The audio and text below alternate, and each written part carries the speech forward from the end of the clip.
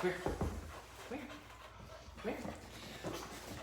All right, everybody, it's time to read chapter 8 of our book, and this is my friend Finn, and Finn is at the Erie County Humane Society, and he's a good boy. Yeah, he's an active dog, a very good dog, a very kind dog. So he's gonna listen to us read chapter 8. He'll probably just be in and out of the picture a little bit here, because he likes to run around a little bit. So chapter 8, Tuesday, March 5th. Money saved, $6 minus $6.10. I was supposed to save money. That was the plan. But so far I spent more money than I'd earned. That was a million times horrible. But what made that a million times worse was Lexi. While I wasted time sitting on the couch thinking of great ideas that Malcolm told me were either silly, impossible, or what are you thinking, Lexi earned serious money. I thought she had just studied with friends the last 2 days. I should have known something was up, especially when she smirked at me during dinner. This is what happened. I was thinking of ideas on the couch while watching TV. I could paint houses, but I didn't own a ladder. I could put on puppet shows, but I didn't own puppets. I could fly people to the moon, except I didn't have a rocket, a launching pad, or anything even remotely space-like. I was writing down my next lousy idea, become an internet hacker, when someone knocked on the front door.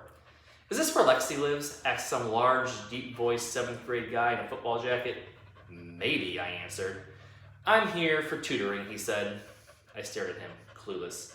My teacher recommended her. I continued staring. Lexi's tutoring, you know.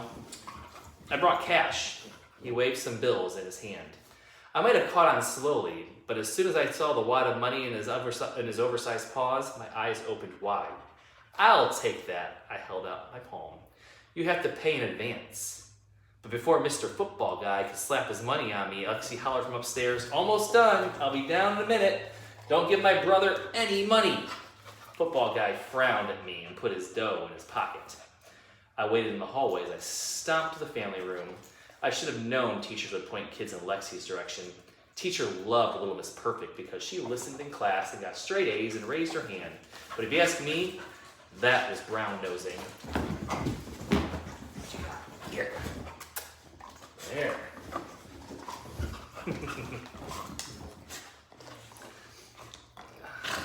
I couldn't waste any more time watching cartoons, not if Lexi was already earning serious coin. I needed to make money. I needed to make it quick. But it's not easy coming up with excellent money-making schemes when your sister's making stacks of riches all afternoon by tutoring. It's about as easy as eating horseradish without gagging. In other words, it's practically impossible. So I turned off the tube and called Malcolm. Help, I squeaked. Lexi's earning a fortune. Do you think we can dig for oil or buy a metal detector or find hidden treasure on the beach? We don't live near a beach, said Malcolm. Which is so unfair, I wailed. Listen, you just have to be smart, said Malcolm. Think economics. I yawned. You're boring me again. No. Listen, it's the law of supply and demand. Why did you sell so many apples? Because I sold them for a dime? Right. You supplied apples for 10 cents. There was a demand for them at that price. You need to supply something people want, that they demand, at a price they want to spend. That's what economics is all about. Supply and demand, I thought. I had heard that before in school, in between naps. I bet I could sell autographed pictures of myself. No one is demanding pictures of you. I could give dance lessons. You can't supply that. I could open a kissing booth. There are no demands for your kisses. And do you really want to supply that? No, I admitted, trembling at the thought. I could sell magical beans that make you fly. A pause. You have magical flying beans? Of course not. But you're killing me. You're killing all of my other ideas, I groaned. Remember, supply and demand. It's not enough that someone demands it. You have to be able to supply it too. After I hung up with Malcolm, I had plenty to think about. I needed ideas that people demanded. A need I could supply. I was still mulling the whole economics thing over when Lexi called Mr. Football Guy out of the house. See you tomorrow, Eric, she sang. After she closed the door, Lexi flopped on the recliner across from me. So how's it going? She asked me. Awesome, I grunted. Well, at least you don't have to tutor some of these kids. Eric is nice and everything, but he doesn't even know the difference between a gerund and an infinitive. Imagine that, I said. I had no idea what she was talking about. Lexi laughed at my blank look. Okay, bad example.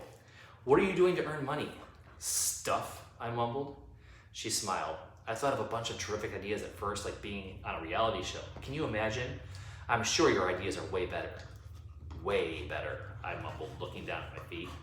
I even thought of putting on puppet shows or magic shows. Remember when we did that? Remember when we were little kids and we put on that magic show for Mom and Dad? We were horrible. I tried to make you disappear, but you refused to sneak out of the hole in the box because you said that was cheating. She laughed, and I laughed a little too. She leaned over to me. So how are you going to earn money? I stared at her. I knew her game. She was just trying to pry for information. She wanted to get the upper hand, but I wasn't giving her anything. None of your business, I hissed. I've got so many great money-making ideas, I don't know which one to try first.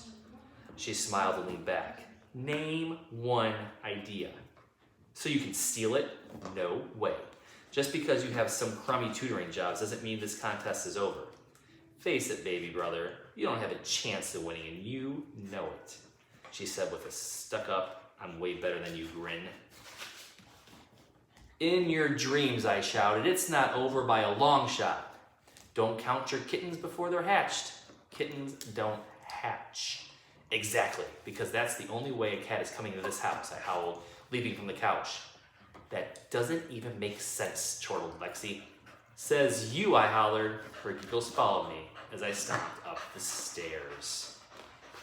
All right, thanks for reading with us, Finn. You're a good dog. All right, say see ya.